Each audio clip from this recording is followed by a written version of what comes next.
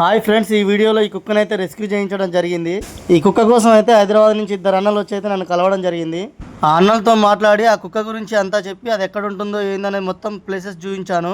ఆ అన్నలు ఆ కుక్కని 3 రోజులు అబ్జర్వేషన్ లో ఉంచి 4వ రోజు స్క్వాడ్ ని పిలిపించారు. దాన్ని రెస్క్యూ చేసేటప్పుడు నన్ను రమ్మని పిలిచారు, కానీ మా వైఫ్ కి హాస్పిటల్లో చెకప్ ఉండి అటు వెళ్లాల్సి వచ్చింది. నేను వచ్చేలోపు దాన్ని పట్టుకుని వెళ్ళిపోయారంట.